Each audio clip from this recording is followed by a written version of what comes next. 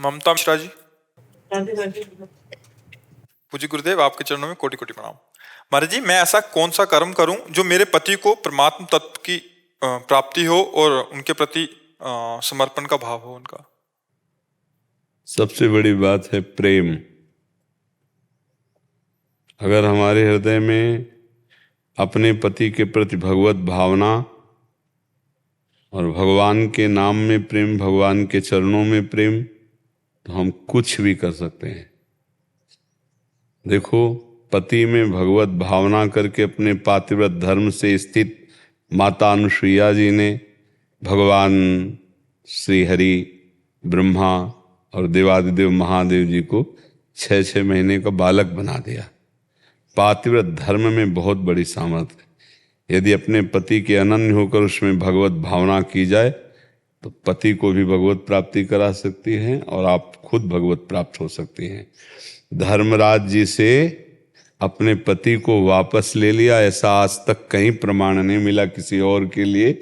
एक पतिव्रता नारी ने जो चमत्कार किया कि धर्मराज परम प्रवीण 12 महाभागवतों में है, उनकी बुद्धि को भी चकरा दिया।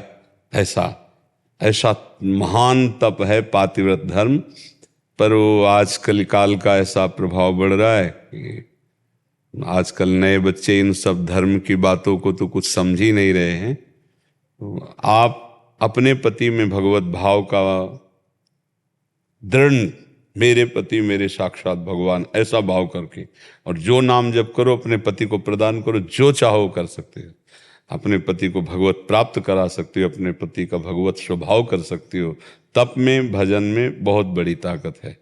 बिना भजन के जो हमारी बुद्धि गलत निर्णय करती है या किसी की बुद्धि गलत निर्णय करती है, वो अपवित्र होती, पातकी बुद्धि होती। उसको शुद्ध करने के लिए ईश भजन सारथी सुजाना, अपने इष्ट का भजन, भगवान का भजन बुद्धि को सुजान कर देता है। इस शरीर रूपी रथ की बुद्धि सारथी है।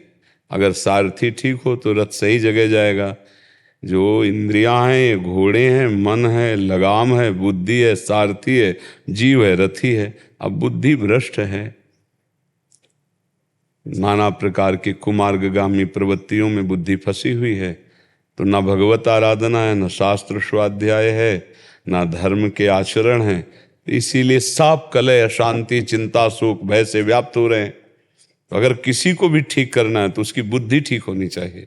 बुद्धि कैसे ठीक होती? भजन से। अब वो भजन नहीं कर रहा है तो आप अर्धांगिनी, आप भजन करके वो भजन संकल्पित कीजिए उसके लिए, उसकी बुद्धि शुद्ध होने लगेगी, निश्चित उसका मंगल होने लगेगा।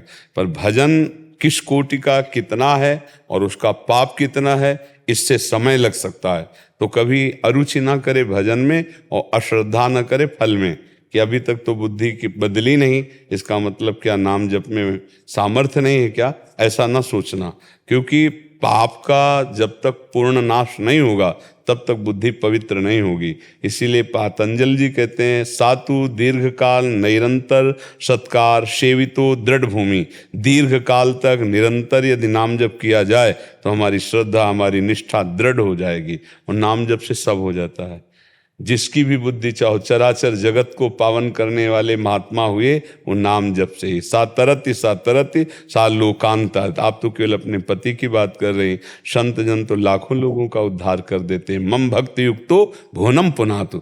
यदि नाम जप किया जाए, भगवान शिव या हरि की भक्ति की जाए और उसका फल अपने पति की बुद्धि शुद्ध हो जाए तो निश्चित मंगल हो जाएगा, निश्चित मंगल हो जाएगा।